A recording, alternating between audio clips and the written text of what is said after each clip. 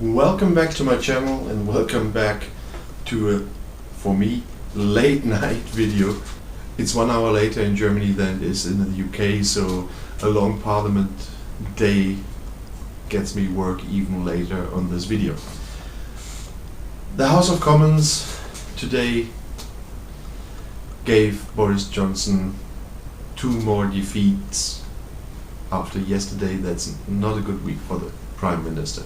The House of Commons just passed the bill that forces the Prime Minister to ask the European Union for an extension until around about 31st of January in case that he neither reaches a deal with the EU or Parliament hasn't agreed to a no deal until the 19th of October. This was passed by a majority of 28, so even more than the 21 rebels that joined the opposition.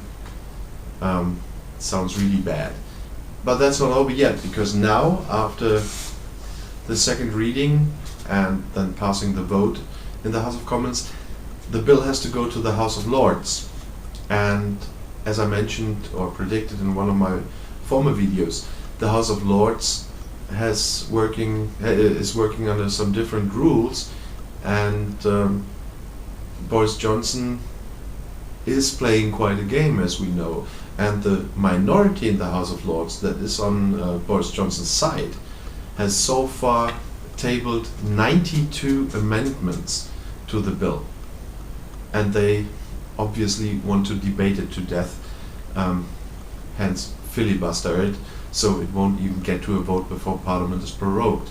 We'll see if that plan works, or if the majority of the members of Parliament gets their victory. They had their victory yesterday and today, but the game is not over.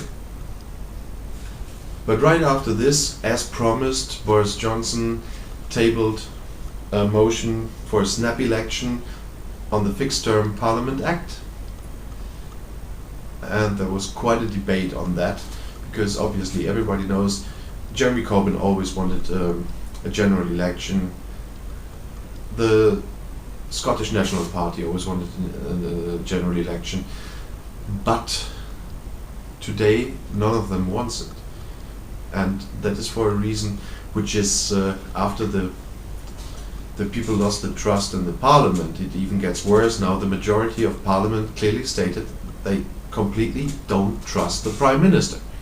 Boris Johnson said in his statement to this motion that he wants an election on the 15th of October.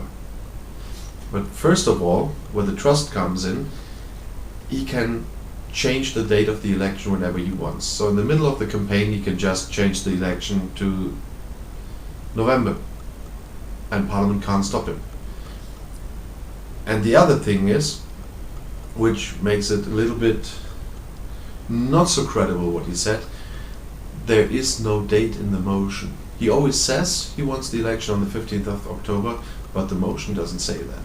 And so many of the MPs really say they don't trust Boris Johnson, as we would say in Germany, only trust him as far as I can throw him. But they don't even trust him that far. And Jeremy Corbyn said it with a nice metaphor. He said, this offer from Boris Johnson is like the offered apple to Snow White. So it's just poison. By the way, before I forget it, Boris Johnson said that when he put in the motion, he does not want to ask the EU for an extension. He refuses to do it. We'll see how that works. If with a miracle the bill also passes the House of Lords, then we'll see how he's going to get out of that, because this bill, I told you before, doesn't look good, because he needs this motion. He needs 2/3 of the House of Commons to vote on it to have a snap election. But after what Jeremy Corbyn already said about the poisoned apple, and many others, for example, Ian Blackford from the SNP said they won't fall for the trap because they also don't trust Boris Johnson. The SNP wants an independence referendum, and obviously they do want a general election, but not at this time. And the Lib Dems, Jo Swinson, said she wants a second referendum and no election at this time, during this time of chaos, and where it might lead to accidentally getting out of the EU with a no deal. That was a remark again on Boris Johnson and his free ability to set the date of the election. The most remarkable comment in the whole debate that happened there was from Kenneth Clarke, I must say. Kenneth Clarke, who is one of the 21 Tory rebels who were just kicked out of their own party because they now twice voted against their own government, and that by a government that has members that voted several times against the former government of their own party. And I talked about this last time, but I still think it's a disgrace. But Kenneth Clarke, I get more and more respect, not only for him, but for all the 21, but who are voting on their conscience and not because they are threatened by their party leader to vote in a certain direction. But Kenneth Clarke impressed me dearly today. He gave Boris Johnson the beating of a lifetime with such a reasonable speech. I haven't heard in the House of Commons for a very long time. It was really impressive how Kenneth Clarke summarized the whole situation, the way out, or the most reasonable way out, and what a reasonable government should have done since Boris Johnson was in office. It was just impressive, I must say. So I'm not very objective on this one because Kenneth Clarke really impressed me with his speech.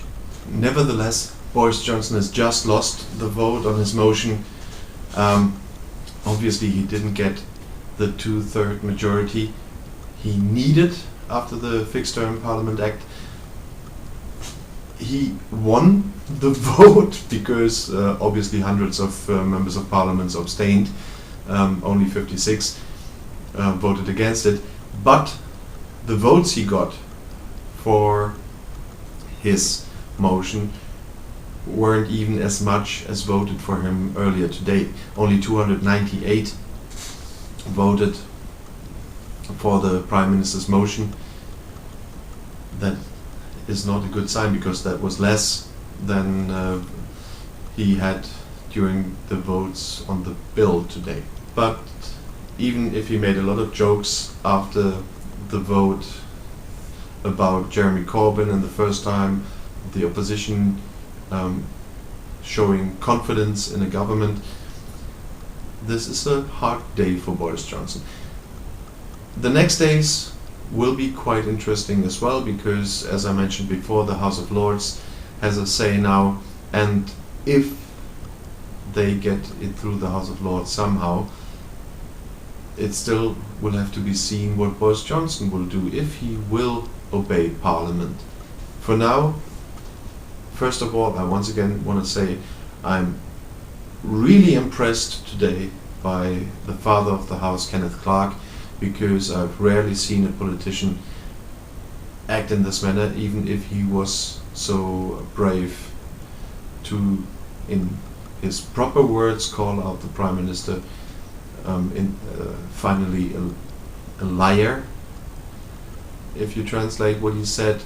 And that definitely is the reason why no one trusts him, because everybody in the opposition and parts of his own party believe that he's lying constantly about the negotiations with the European Union and so on. By the way, the motion was amended, the bill was amended, but the core, what I was talking about, stays the same. As just about bringing back options to vote on May's withdrawal agreement, the government having to inform Parliament about their withdrawal agreement, so all the negotiations Boris Johnson was talking about, but I don't think there'll come anything, so that wasn't that important for this video now. I just want to say, let us all wait and see what happens. I'm still not convinced that my point of view I had stated in many videos, that I still believe that a no-deal Brexit could be there on the 31st of October, because I still have the feeling that today's bill will be stopped somehow. But for today, that should be it. It's quite late here. I continue covering the whole thing, but for now I just once again want to say, please don't forget to subscribe to my channel, and if you want to do me a favor so I can reach more people, please share my content and like my videos, and please also follow me on Instagram, Twitter, Facebook, and share my content there. That would be a big help to spread my audience. But for now, I wish you a good night. See you soon.